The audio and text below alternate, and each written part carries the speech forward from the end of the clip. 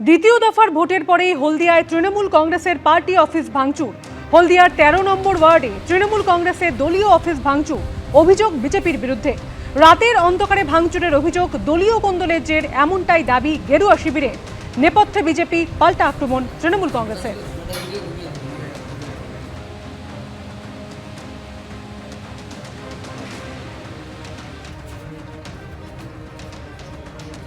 BJP আশ্রিত কিছু দুষ্কৃতিকারী তারা আমাদের অফিসের উপর চড়াও হয়ে অফিস ভাঙচুর করেছে। আমরা থানায় জিডি করে কমপ্লেন দিয়েছি। এই কমপ্লেনের ভিত্তিতে পুলিশ তদন্ত করছে। অফিসে পুলিশ গিয়েছিল, তারা সব দেখে এসছে।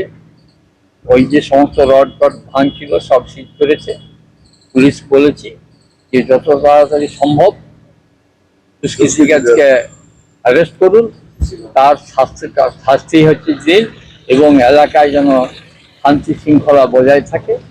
আমি দাবি করব এটা তৃণমূলের গোষ্ঠীদ্বন্দ্বের জের। কারণ ওদের তো অনেক গোষ্ঠী, যেমন একটা গোষ্ঠী ভোটে প্রচার করলো আর একটা গোষ্ঠী ভোটে বসে থাকলো। এই নিজেদের গন্ডগোল নিয়ে এখন বিজেপিকে জড়াতে চাচ্ছে। এরা বিজেপি ভূত দেখে সব সময়। সর্বোপরি আরেকটা কথা বলবো, ওখানে সিসিটিভি ক্যামেরা লাগানো আছে। সিসিটিভি ক্যামেরা দেখুক, পুলিশকে বলুক সিসিটিভি ক্যামেরা দেখে খতিয়ে দেখতে কারা করেছে।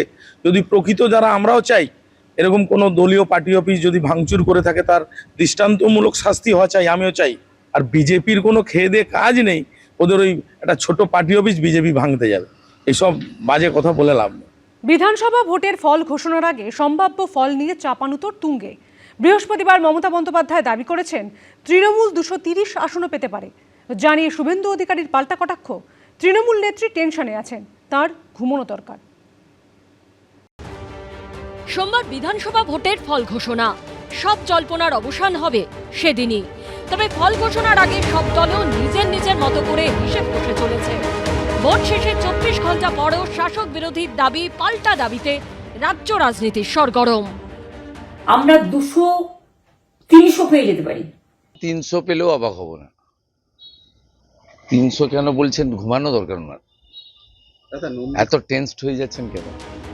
দ্বিতীয় দফার ভোটের 24 ঘন্টা পর ফের সম্ভাব্য ফলাফল নিয়ে মুখ খুললেন মমতা বন্দ্যোপাধ্যায়। সঙ্গে সঙ্গে কটাক্ষ ছুড়ে দিয়েছে বিজেপি। আমরা 200-300 পেয়ে যেতে পারি। 226 ক্রস করবো 2026-এ। মানুষ যে বিপুলভাবে ভোট দিয়েছে, আমার তাদের প্রতি পুরো ভরসা, বিশ্বাস, আস্থা আছে। 321-ও পৌঁছে যেতে পারেন, কোনো অস্বাভাবিক কিছু না। কারণ তৃণমূল পারে না এমন কোনো কাজ নেই, আর মানুষও তৃণমূলকে দেখে করতে পারে না এমন কোনো কাজ নেই, যেটা মানুষ করে দিয়েছেন। খেলা শেষ। 2011 সালে পালা বদলের বিধানসভা ভোটে তৃণমূল 182 আসনে জিতেছিল। বিজেপি সেবার একটিও আসন পায়নি। 2016 সালে তৃণমূল 211টি এবং বিজেপি 3টি আসনে জেতে। 2021-এ তৃণমূলের ঝুলিতে যায় 215টি আসন, বিজেপি পায় 77টি। এবার কি হবে? সরকারের বিরুদ্ধে প্রবল ক্ষোভ মানুষের ছিল, সেই ক্ষোভ এই ভোটে আছড়ে পড়েছে। মমতা ব্যানার্জি সরকারের বিরুদ্ধে প্রতিবাদের কারণে, বিক্ষোভের কারণে বিরোধী ভোটের সংখ্যা তো বাড়বেই। যেটা বিরোধী ভোটের সংখ্যা, সেই বিরোধীর মধ্যে কোন পার্টি সব থেকে বেশি ভোট পাবে সেটা এখনই আন্দাজ করা একটু কঠিন। তবুও আমার মনে হয়েছে যে সেকেন্ড ফেজের ভোটে একটা বড় অংশের মানুষের ভোট বিজেপির পক্ষে গেছে, এবং মমতা ব্যানার্জি নিজে কিছুটা হতাশ। এর মধ্যে আবার ভোট গণনা নিয়েও আশঙ্কার সুর শোনা গেছে মমতা বন্দ্যোপাধ্যায়ের গলায়। কাউন্টিং এমন ভাবে করবেন, এমন যোগ্য লোককে দেবেন, লাস্ট অব্দি আমি যতক্ষণ প্রেস কনফারেন্স করে না বলবো ততক্ষণ কেউ কাউন্টিং টেবিল ছাড়বেন না। কালকেই এজেন্টরা বসতে চায়নি, তো কাউন্টিং এ কে যাবে? কাউন্টিং ওদের লোকই যাবে। সব মিলিয়ে ভোট মিটলেও গণনার আগে শাসক বিরোধী টানাপোড়েন তুঙ্গে। বিটন চক্রবর্তী ও রাজীব চৌধুরীর রিপোর্ট, এবিপি আনন্দ। শুধু শতাংশের হিসেবে নয়, রেকর্ড তৈরি হয়েছে ভোটদাতার সংখ্যাতেও। 2021-এর বিধানসভা ভোটের তুলনায় 2026-এ ভোটার সংখ্যা 51 লক্ষ কমলেও গতবারের তুলনায় এবার প্রায় 31 লক্ষ ভোট বেশি পড়েছে। ভোটের পর রাজনৈতিক দলগুলো সম্ভাব্য ফলাফল নিয়ে ভবিষ্যৎবাণী করতে ব্যস্ত। এই আবহে সাধারণ মানুষের মুখে মুখে আলোচনায় উঠে আসছে আরেকটা বিষয়, এবারের রেকর্ড ভোটদানের হার। প্রথম দফার মতোই দ্বিতীয় দফাতেও পশ্চিমবঙ্গের রেকর্ড ভোটদান হয়েছে। সকাল থেকেই দলে দলে মানুষ লাইনে দাঁড়িয়েছেন, ভোট দিয়েছেন, গণতন্ত্রের উৎসবে সামিল হয়েছেন। শুধু শতাংশের হিসেবেই নয়, রেকর্ড তৈরি হয়েছে ভোটার সংখ্যাতেও।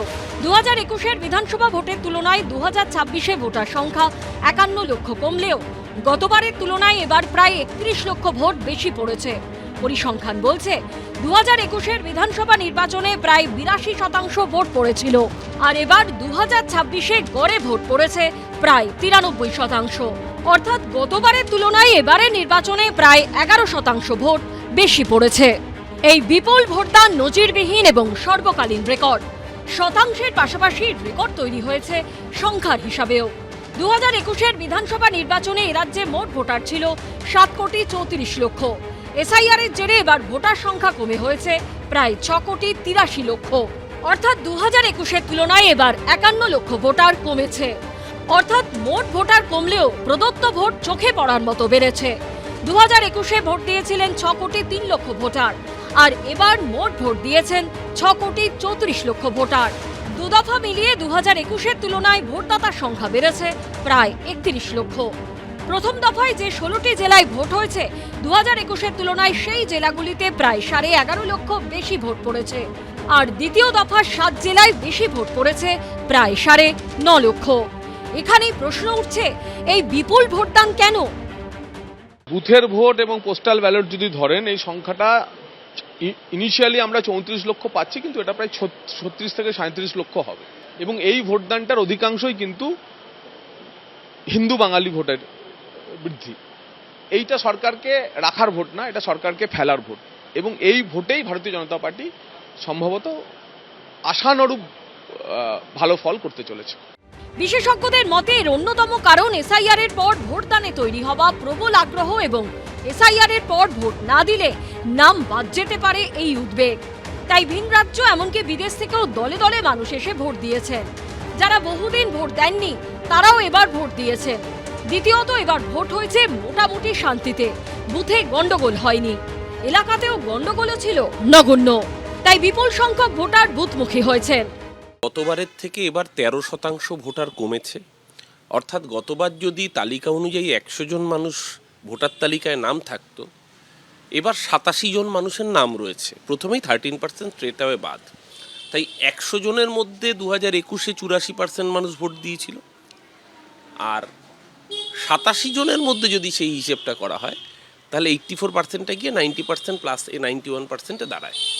তার সাথে আরও যে 2% বা 3% অতিরিক্ত ভোট বেড়েছে, সেটাও খুব ন্যাচারাল বৃদ্ধি। শতাংশের হার তো বাড়বে, তার একটা বড় কারণ হচ্ছে যে মৃত ভোটার এবং যারা শিফটেড ভোটার, স্থানান্তরিত ভোটার, যারা ভোট দিতেন না বা একাধিক জায়গায় নাম আছে, সেই নামগুলো লিস্ট থেকে বাদ গেছে। এবার সেই নামগুলোর মধ্যে একটা অংশের ভোট তৃণমূল ছাপ্পা দিত, কিন্তু সেই নামগুলো যেহেতু ভোটার লিস্ট থেকে বাদ গেছে, সেহেতু তৃণমূল কংগ্রেস যে ভোটটা দেয় সেটাকে বাদ দিয়েও একটা বড় অংশের ভোট এবার পড়েনি। দ্বিতীয় কথা, এবার আমরা দেখেছি যে মানুষের মনে একটা তীব্র ভয় তৈরি হয়েছিল যে আমি যদি এবার ভোটটা না দিই তাহলে আমার নাম আবার কেটে যেতে পারে। নজিরবিহীনভাবে এবার যে বিপুল ভোট পড়েছে, তাতে কার লাভ আর কার ক্ষতি হবে? এত মানুষ যে ভোট দিলেন, তা কি পরিবর্তনের জন্য নাকি প্রত্যাবর্তনের পক্ষে, তা বোঝা যাবে সোমবার। কৃষ্ণেন্দু অধিকারী, শিবাশিস মৌলিক ও ঐশী মুখোপাধ্যায়ের রিপোর্ট, এবিপি আনন্দ। এবিপি আনন্দ, এগিয়ে থাকে, এগিয়ে রাখে।